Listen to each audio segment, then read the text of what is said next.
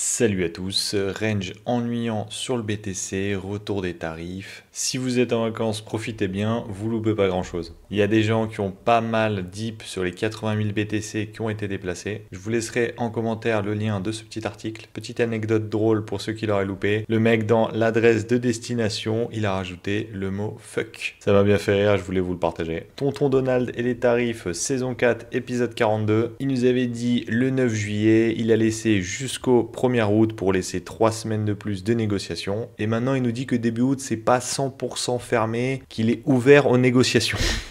BTC, quant à lui, ça n'a pas changé, toujours dans son range. On a toujours le low ici, le high ici. Là, pour l'instant, c'est que du complexe pullback.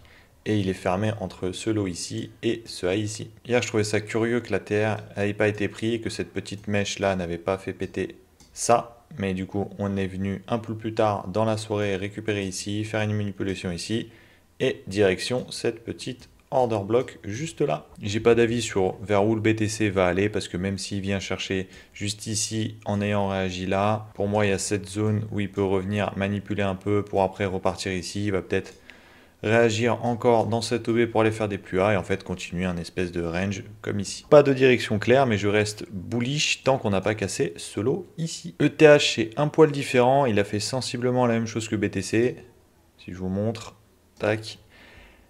La seule grosse différence, c'est qu'il a plein de liquidités à aller chercher par ici, ici, ici, ici. Toutes des personnes qui ont eu largement le temps de se mettre en longue. Il y a énormément d'ordres à revenir refermer. En plus, il y a une espèce de trendline juste ici comme ça. Donc pour moi, là, on va venir au moins chercher un peu de liquidité, même si on part sur des plus hauts. Par la suite, autant de liquidité. Il vaut mieux qu'on aille les chercher maintenant, parce que si on part sur le nord et qu'on laisse tout ça là en bas, ça voudrait dire qu'on viendrait sûrement casser juste ça, prendre de la liquidité pour après repartir vers le nord. Petit exemple de ça, par exemple, on l'a juste là. Vous avez vu toute cette liquidité juste là. Hop, on est venu les chercher avant d'aller vers le haut. Nasdaq, j'ai vu beaucoup de personnes en parler de façon bearish, mais c'est pas trop mon avis, parce qu'on est venu récupérer hop, la liquidité juste là, de tout ce mouvement.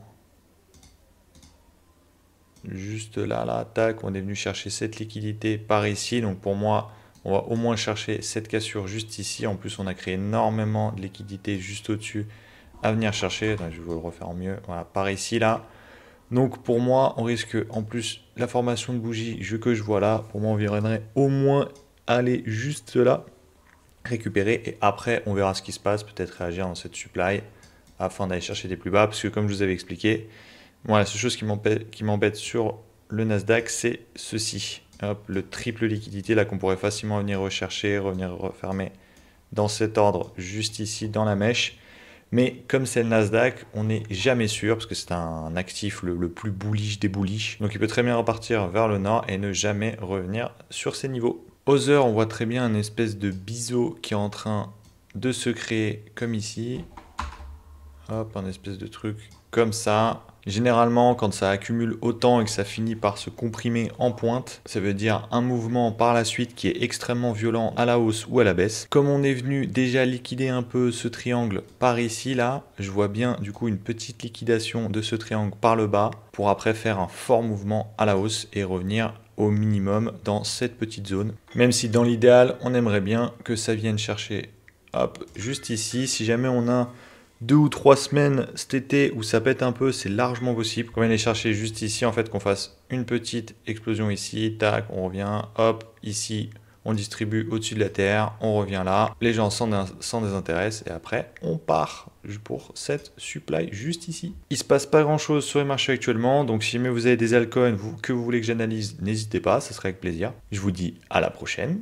Tchuss!